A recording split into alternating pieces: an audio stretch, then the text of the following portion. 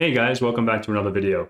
In today's video, we're going to be installing Splunk on Kali Linux, where you can install this on Ubuntu server, Ubuntu desktop, whatever you want to do.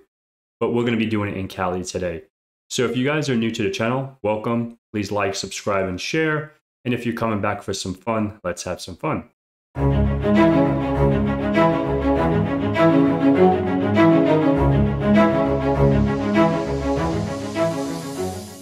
So you can just go to splunk.com and then you can just get free Splunk and you can just download it.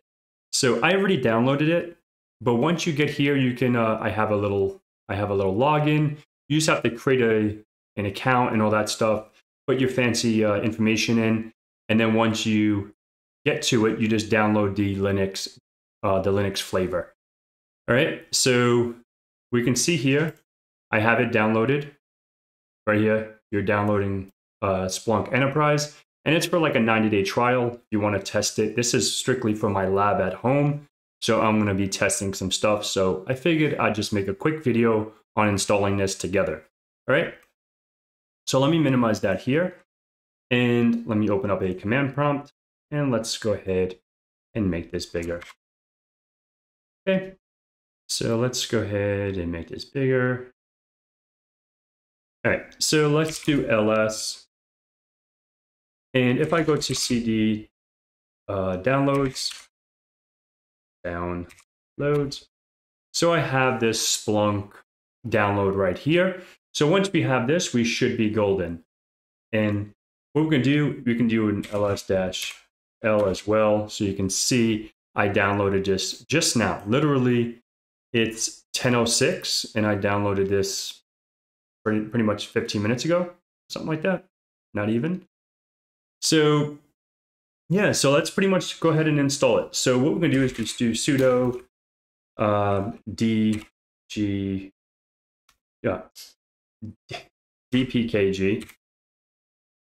oh my god, kg, and -i for the install, and then just do \Splunk, and then put our fancy password in, and let's install it.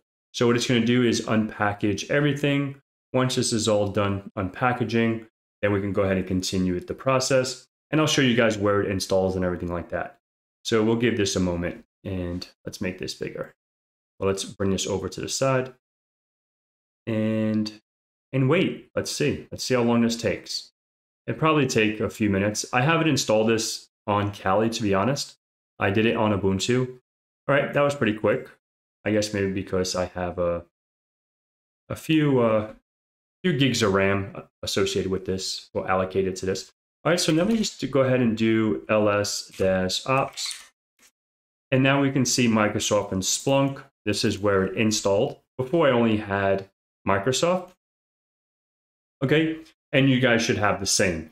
So what we're gonna do is start the service. So we can do sudo, let's go back and op Splunk, and then bin, and then inside here you can see Splunk start, right? Now we can start this, we'll do its thing. Let's go ahead and keep on hitting enter, and we can read everything and keep going down, and it should ask us to create a username and a password. I'm just going to hold down the enter key just so we can go with the flow.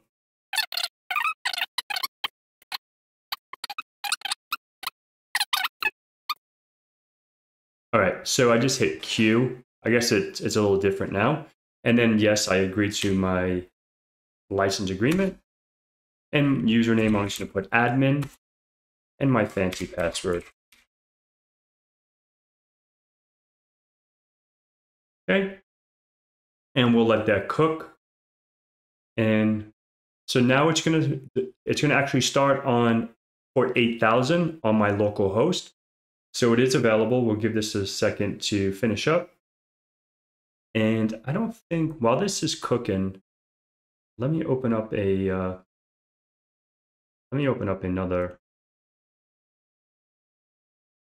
Let's do ifconfig really quick. So technically, I don't think I have another machine on this network.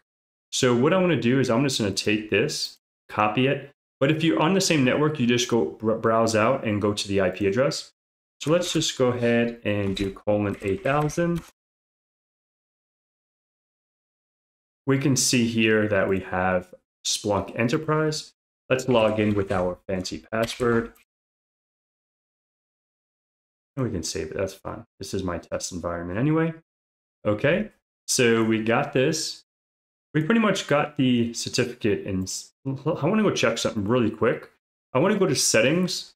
This is just an install, so we're pretty much almost done. Let's go to server settings in here.